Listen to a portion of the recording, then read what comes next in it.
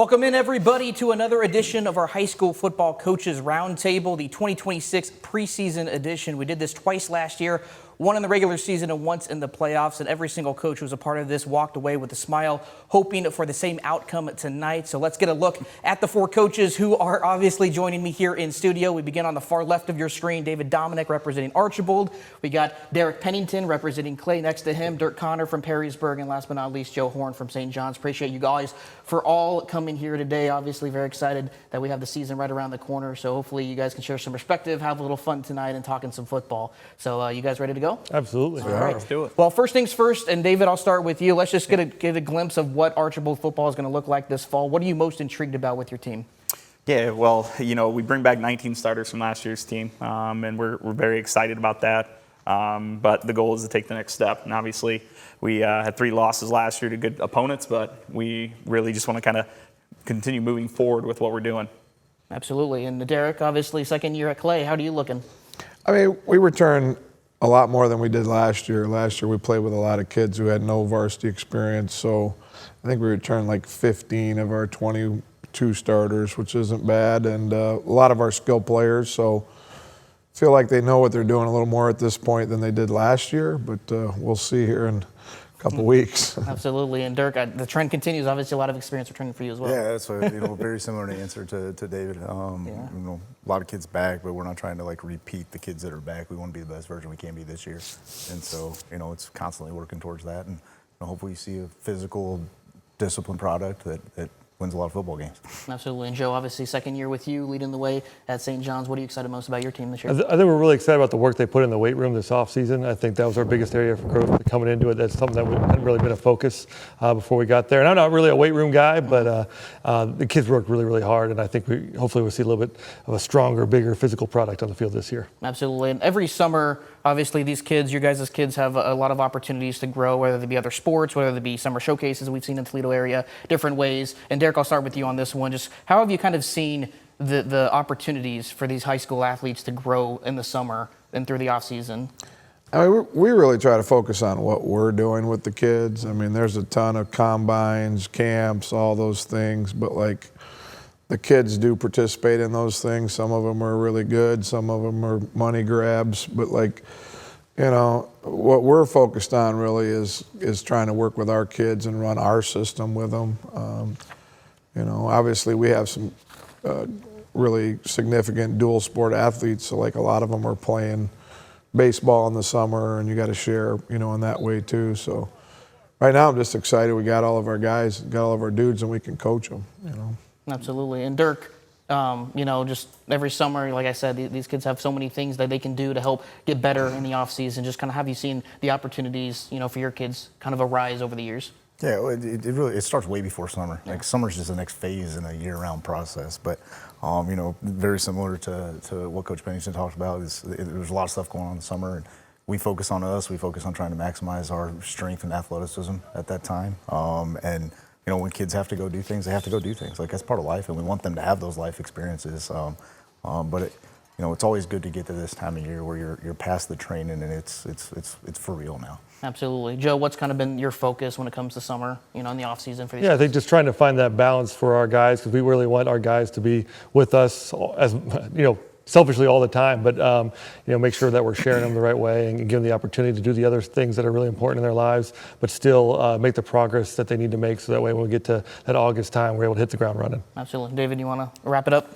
Yeah, very similar answers, but I think for us, being a smaller school, we have a lot of 3-sport athletes. So the month of June, we got to do a good job of sharing. We got to share athletes to find success across the board. We try to mix our stuff in when we can, but the month of July is really where we start taking off. Absolutely. Let's talk a little bit of rules. Obviously, there wasn't any crazy rule changes going into this season. I know last year there was a couple of things, but is there anything that you guys, and Dirk, I'll start with you on this one, anything that you kind of want to see changed or maybe looked at more when it comes to the rules for OHSA? No? Oh, boy. Where do you start, right? Yeah. I'm more of a tell me what the rules are and let's just go play ball kind of guy. I'm not going to complain about anything that we have or don't have. It's just, I just want my guys, and let's go to work and let's go play, and whatever rules are in place, we'll follow them, abide by them, and put the best product we can together. Absolutely. Joe, any? Yeah, it's probably a cop-out answer, but really, to be honest, like I'm the same way. Like we just want to play football, and they got committees and people that go to those meetings and all that stuff that get paid to figure that stuff out for a reason. We just give us the rule book, and we'll figure out the best way that we can to try and win the football game. Any different answers over there, or same? Please stop pulling our kids out for not covering their knees all the way. There we go.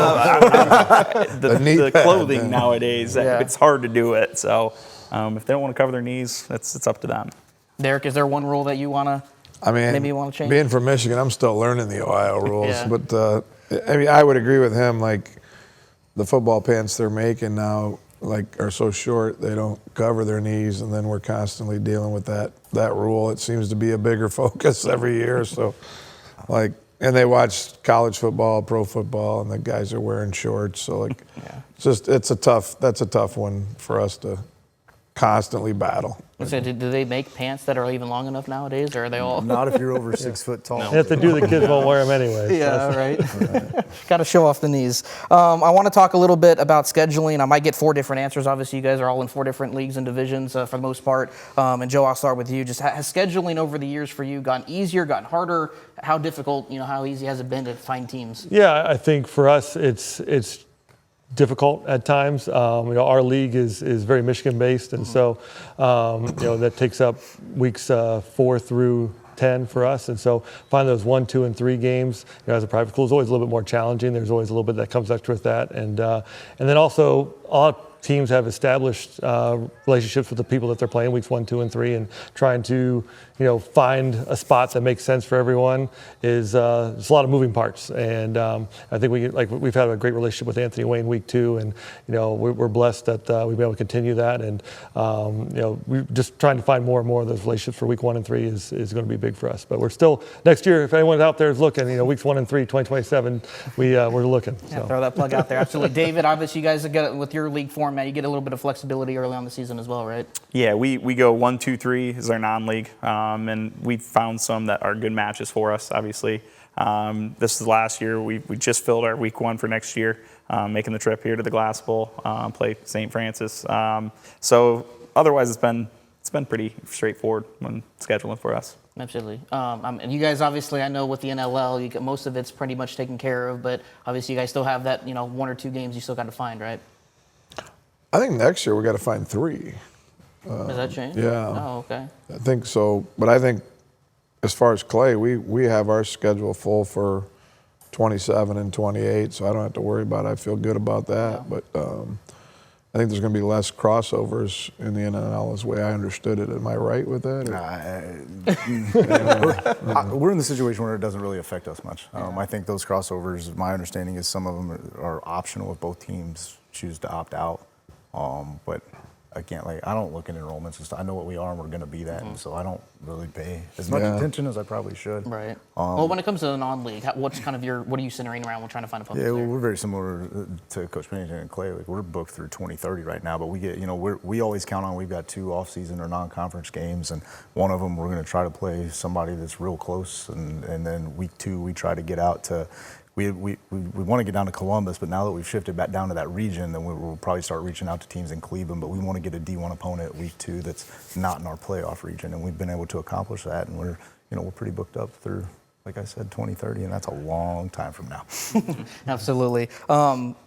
This is kind of more of a curiosity question. I don't know if you guys have any crazy answers for this. David, I'll start with you. But when it comes to sharing film, when does that process start? Is it kind of honor system? How does that work when you're sharing film with opponents and you're also receiving film from them? How does that work? Yeah, so for us, it's every Friday night. We sit down, we share our last 3 if you have 3, and it's the honor system. You get what they give you, and we haven't had any issues. I feel like all of our opponents do a great job sharing film on time, so we can get rolling first thing Saturday morning. With the drones now, do you guys share that too, or how does that? What kind of film are we sharing now, or is it just generic huddle film? Does it know? We staying in order here? Yeah. You don't have to. It's all just. Yeah. We share our huddle film off the press box. I don't think people share drone film. Yeah. But and it's kind of touch and go on whether you're allowed to use drones on the road. Mm-hmm. So I think the drone is like a great invention for practice, though. It's super valuable practice film. That's where we use it the most. Anything you guys wanted to add about? No, so we have a league pool where we just automatically upload every single week, and so the games are there. Fortunately, I've never been on the receiving end of these, but been on the receiving end of phone calls and heard some nightmare stories about coaches trying to be shady with stuff. But fortunately, everybody I've worked with has been great. But we definitely trade the sideline view and not the drone view, and it's probably, I think just about all of us probably watch our practices on drones now, and it's by far the best view. So we're all looking forward to game planning, but at the same time, I'm not looking forward to watching from the sideline. Right. I was gonna say, is it tricky when you get to the playoffs and you haven't met the coach before, or do you guys kind of have an idea of like how to get that? No, because that's an OHSAA rule. I mean, they've got to trade the 3 you request, and we trade the 3 they request. So, I haven't had any issues. Yeah, now digitally everything is so easily monitored, and like I said, they got the league pools and stuff like that. Us is very similar, where film goes in, it gets shared out, and everyone's kind of monitored that way, so everyone gets what they need. Absolutely, and this is the kind of the last question of this segment, and you guys obviously are not focused on playoffs whatsoever right now, but I do want to ask further down the road. Obviously we saw the 12-team format for the first time ever last season. Just wanted to get your guys' thoughts on what you liked, what you didn't like, or just overall thoughts about it. And David, I'll start with you if you want to kick that off. Yeah, I wasn't really going into last year. We had a bye first round. I wasn't sure about it, but after we played Liberty Center week 10. We needed a bye, get back healthy, get ready to go. I've never been a proponent of 16, never was. I think 8 was good, but I know there's been some stories where there's 16s beating 1, so there's obviously room for people to be in. Yeah, Derek, you've seen two sides of it with Michigan's playoff system and Ohio's. Yeah, I mean, I wasn't around for the expanded playoffs in Ohio, but the one thing I did like that we did in Michigan, we had a strength of schedule provision in there, so you received points for teams that you lost to, essentially, that if they won a bunch of games. So I think it's harder to get games in Ohio because if you lose, it's 0. That might be something that would be worth looking at. But in terms of the playoff format, I like how they seed it. That was in Michigan, it was districts, so it was geographic. So, and sometimes geography, you might have 3 of the top 5 teams in the state all in one district. Right. Derek, any thoughts on that? Yeah, I'm glad they went back to 12. I think it's a good compromise. 16's too many. I don't believe in participation trophies, and even if we were on the receiving end of that, I wouldn't believe in it. So I'm glad we're going back to earn it. And my experience prior to Ohio was in Indiana, which is a ridiculous system where everybody gets in, and it's just a blind draw where you play, and it's coming here has been awesome because it means something when you make the playoffs, and they devalued that when it went to 16. You used to put a playoff plaque on the wall and feel good about it. It gave you something where you may not win a state championship, but you had a successful season. And going back to 12 is a good step towards that. And very much like David, when I was younger and dumber, I thought, man, a bye, that would be terrible. But you get to week 10, especially our weeks 8, 9, and 10, I'd gladly take a bye week 11 to get bumps and bruises healed up. So yeah, and obviously you guys making the move up to Division I, with the playoffs. You want to reiterate kind of the reasoning behind that? Obviously, it changed Dirk's path as well, right?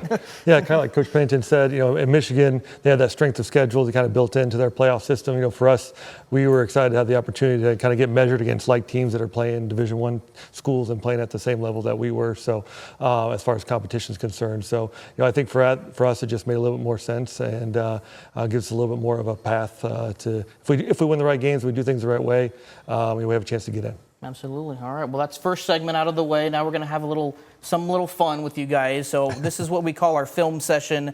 And basically, we're going to play a clip on the screen. You guys are basically just going to react to it. I promise nothing too revealing or weird. But David, I'll start with you. This actually isn't involve you per se. It's one of your players. So I'll wait till they pull it up here. But I just wanted to kind of, So this is obviously Morgan Harris, your star wide receiver. This is the season opener, one-handed catch for the touchdown. He did that multiple times. You'll see the other one here against Patrick Henry. Just talk about, obviously, just how incredible this kid is when it comes. Does he use 2 hands? Does he know how to use 2 hands at all? Yeah, we get on him a lot about using both hands, but he's just a heck of an athlete. 6'4", can go up and get a ball. We prefer him to use 2 hands, but to see these plays, that was our first touchdown of the season, and this was the touchdown that got us ahead to take the lead there in the fourth quarter. So just great all-around athlete. He does do more than just one-handed catches, though. hey, give them some credit today. But they are fun to watch. They are, yeah. Don't give them a big Anyone head. else try to mimic them in practice? Or Not is he the yet, only not one that yet. can do It's that a matter now? of time, though. They keep seeing those clips. Absolutely. All right, Derek, let's go to you. And I believe this is from your time from Michigan. I wasn't able to find the footage from the 2022 Division I title game, but obviously, you were a Hall of Famer, just got inducted. Congratulations again this summer. Just your time, within that Grand Rapids area, what it was like coaching in Michigan. It was a long period of time. Obviously, I was the head coach for over 20 years there, and had some great teams, and was lucky to have, some very talented kids, and we won a lot of games. But it was nice this June to see everyone in Michigan when I was inducted and have my family there and so forth. But focused on Ohio now. I can't talk about the past. So I do want to. Is there any vast difference? Anything that you've noticed in terms of a difference maybe between Michigan and Ohio, just the way high school football is? Well, the season's longer. Like you say, it's one game, but it's really you start like 2 weeks earlier, so like it is a longer season. I think keeping kids healthy is more of a challenge, but at the end of the day, it's football. I mean, it's 100 yards, and it's a football field, 11 dudes out there. You're playing ball, so like it's not a ton of differences other than just the way the season is structured and the playoffs and all that type of thing. But I was excited about this year. But thank you for mentioning that. Yeah, I was going to say, no, you deserve it, absolutely. Yeah. All right, Dirk, this is fun. I had to do this because it's been something that I have enjoyed seeing over the years. Obviously, your daughter's stealing the spotlight when it comes to post-game interviews. Just why is it so important for them to be involved, and what's that car ride like home when they're getting on TV? Yeah, that's you made this one easier for me. But those two girls you see in that picture right there mean everything to me, and that's my identity in life. And I'll be done with this one day, and I'll still be their dad. And they have to spend a whole lot of time away from their dad right now. And if they get pleasure out of this right here, and it's a little something bonus they get for all the time they spend away from their dad, that makes it all worth it right there. Yeah. When did it start? Do you remember what game it was? I have no idea. They come see me after every game, whether we win or lose, and a lot of times they probably don't even know the score. And so, it kind of brings you back down to earth a little bit in those moments. But they're always there, and if you guys are grabbing me, I'm not leaving them to go to you, so they can come with me. Yeah, absolutely. We love having them on. It's always fun to see them. All right, Joe, this is taking it back a little bit, 2006. You can let me know where I'm going with this. You obviously single-handedly won the state track and field championship for Waynesville Goshen. This is, I believe, the 400. Just what do you remember most? I mean, a heck of a day. Three individual titles, right? You swept the sprints. Yeah. Just take your, I mean, what was that? Yeah, I mean, I appreciate you bringing that. I haven't thought about this in a while. So, it was a great day. Kind of helped propel me into my college career and kind of give me some confidence there. So, no, it was a lot of fun. My family was there. My grandpa, who's no longer with us, was there, and remember the smile on his face from all that. So, no, it was a great time. Memory that'll live on my mind for forever. Were you expecting to win all the sprints? I mean, I felt confident. I was excited. That was my mindset going into it. So. Okay. Yeah, absolutely. And then, any reason why you didn't jump into the field and try to sweep that too? Or? Well, they only let you do 4. So they only let you do 4. So I'm only allowed to do that. You feel like you could have though, right? Yeah, I mean, yep, absolutely. Oh, that's awesome. We have now reached the final segment of our show. This is where we really get to know you guys a little bit and have a lot of fun. We call this rapid fire. Basically, I'll share a question with you guys, and the first thing that pops in your head, you guys are going to share your answers, and we're going to have some fun with this. So we can just go down the row. We'll start with David on this one. We'll start with Joe on the next one. So David, opening drive, what is your wife's first play call? Well, the last time I let her draw up a play, there was 12 people on the field, so it's a great play call. But no, she'll always say power all day long. Okay. Let's run the ball. There you go, Derek. Well, I don't have a wife. I have a fiance now, though. But I've never let her call any plays. What do you think she would? Yeah. Well, women like to see the ball in the air, so she'd probably want us to throw some deep pass that would be incomplete and put me behind the chains to start. But I don't think we're letting them call any plays right now. Dirk? I don't feel like there's any answer I can give to this question. That's going to be appropriate. I bet whatever it is would be a really good one. Okay. That's I think my wife would probably just go something safe, little inside zone. Okay. That's kind of her. I'm the crazy one. She'll keep it steady and moving in the right direction. Yeah, get this drive started on the right path there. All right, let's see what's next. Okay, what position group do you yell at the most? The receivers. That's where my coaching started. That's kind of what I know. That's my home. That's where it's most comfortable yelling at them. So I got a lot of things to yell at them about in my head. So probably the receiver group. Yeah, Dirk. Whichever one is not physical enough and decides they want to be soft for a day, easy answer. Derek. 1,000% the offensive line. It's the worst job in my staff is to be the O-line coach or play in the O-line, but it's where it all starts. So that's what I watch the most. All right. I'll reiterate that. That's the offensive line. It all starts up front. Yeah. They probably get sick of hearing from me, but they set the tone, and they do. If you want to win a football game in Ohio, you better be able to run the ball. Absolutely. All right. Next question. This is a fun one. If not football, what would your job be? David, I'll start with you. Been some sort of sales job. What do you like? Car insurance, or what do we? Probably sports equipment, something Okay. along those lines. Okay. Interested me. Yeah. Do a lot of buying from them, so I like that type of field. That makes sense. Derek, what about you? Man, I don't have a ton. I don't have a ton of skills. My head be hurting. I would probably sell cars or something. You know what I mean? It would have to be something where I could just talk my way through it because I have no ability to fix anything or do anything with my hands whatsoever. So if they get rid of football, I'll probably just fully retire, I think. Yeah, that's fair. That's fair. Derek. Total opposite. I would not want to sell or talk to any people, but probably something with my hands, building or engineering, that type of thing. Nice. I like doing that kind of stuff. Yeah, absolutely, Joe. Probably the same as those guys down there. Just I'm not very handy or anything like that. I don't know what my skill set would be outside of football, so probably had to be something in the sales direction. Absolutely. Well, it's a good thing you guys are all in the football realm, Yeah. so you don't have to worry about that, right? Yeah. All right, next question we have here. Ooh, okay. Which team, other than your own, has the best logo in your league or Ohio? The best, We'll go with the league, and just in your league. best logo in our league. Wow. I hate all of them, so it's just a hard one to I pick know, here. So, I don't know if I can give it an answer to this You have the question. worst logo, maybe? Is there one that just you can't believe that's in their That helmets? St. Francis logo is pretty ugly, man. I'll start there. I love it. I love it, Dirk. I'm wired the same way as Joe. I can't. Yeah. No offense, and it's fun sitting here with these guys. And believe it or not, all us coaches pretty well get along and have a lot of mutual respect. But I can't say their team has something really good. So I'm gonna go a different route. I'm gonna go back in Indiana, the Frankfurt hot dogs. Okay. Without a doubt. Okay.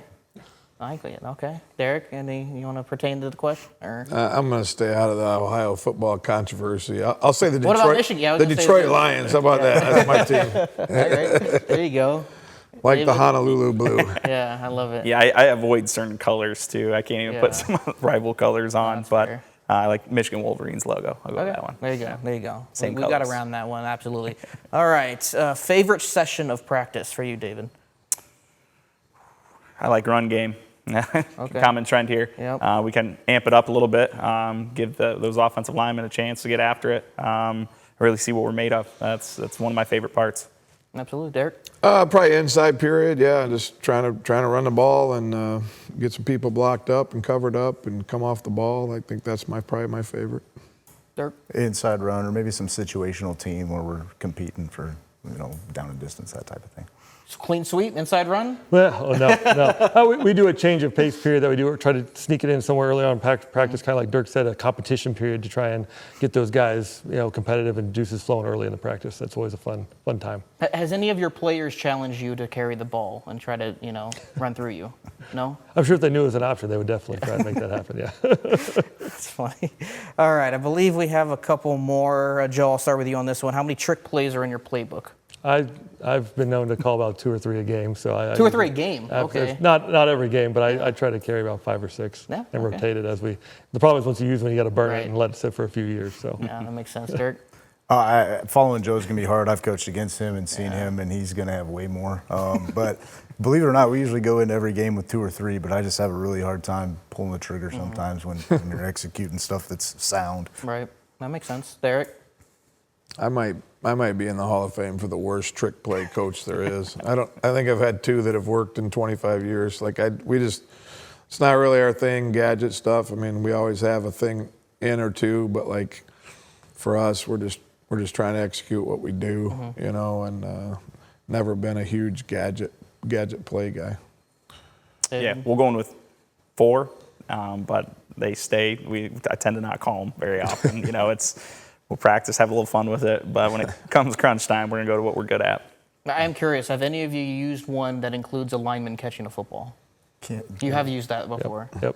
Versus start at Anthony Wayne, 2004. We threw it to our left tackle. Yep. Was that something that he brought to you, or that you just wanted to reward him? I think we might have brought it. I try to have the kids can come to me with plays, and if there's one that can stick, then we'll do it. It also helps keep practice fresh, give them something to practice. I was surprised we actually called it, but and we completed it. You were nervous? We completed it. Got 8 yards out of it. Okay. 8 yards is good. And the kids were really excited about it, which was fun. Dirk, were you going to say something? Or? No. Oh, that's funny. I believe, is that, okay. David, I'll start with you on this one. Which penalty flag scares you the most? Sideline warning. That one always gets us. You get a couple of them, then we get booted. So a couple years ago, we had 2 on us, and then get the boot on the 3rd one. So that always makes me a little concerned. Is that something that you share with the officials before the game? That they weren't kind of knowing that? Yeah. They'll tell me just keep my butt back. That's what it is, and I know they've got to keep them safe. Yeah, Derek. Probably holding penalties and things that get us put well behind the chains and behind schedule. Like, you hate to see penalties on offense that put you behind the chains. So that would probably be it. I don't like the word scared. Like, none of them scared, but anytime they're on the field, it's frustrating and makes me mad. So. Yeah. Yeah, I think just really anytime you're getting that flag out there, you're like, what is going on? What could it be? Because sometimes it could be things you hadn't even thought of, could be even called in a game. So, but yeah, those sideline warnings, those when they're inflicted on us as a coaching staff, those are the ones that probably make me the most upset. Yeah. Right. That makes sense. All right. I believe this is the final question of the night. Let's see. Oh, here we go. Favorite day of the week, Joe? Friday. Yeah, I was going to say. Okay, how about let's. I feel like Friday is going to be the consensus here. Yeah. Other than Friday, what's your favorite day of the week? Thursday walkthrough, I like. That's Hayes in the barn. Yep. Got to get to see how sharp you are and kind of get to see the work that you put in throughout the week and give you that confidence boost going into Friday. Absolutely. Dirk? Saturday, when you start trying to figure out what you want to do the following week. That makes sense. Preparation. I call it Tough Tuesday. I like Tuesday. Okay. That's the day where we really kind of grind and we're the most physical in practice, and that's my favorite day. It's probably everybody else's least favorite day, but it's my favorite. Absolutely. And David? Love Tuesdays. That's the same as Coach Pennington. That's the day we ramp it up. We're going to get after. They know when you step foot on that field on Tuesdays, you better bring it. Absolutely. Well, appreciate you guys all for joining me tonight. Hopefully you guys had some fun, and appreciate your guys' perspective and thoughts on some football talk. Obviously, week 1 of the football season kicks off next week for our first week of Big Board Friday, so be sure to tune in for that. All 4 of these programs will be featured in that show, so we'll be at each of their games. Of course, you guys kick off the season Thursday, so you guys will have your own little spotlight there. Awesome. But appreciate all of you, obviously, for coming in today and sharing some thoughts on football, and obviously best of luck this season for all of you. Appreciate it. Thank you. Thanks for having us. Appreciate you.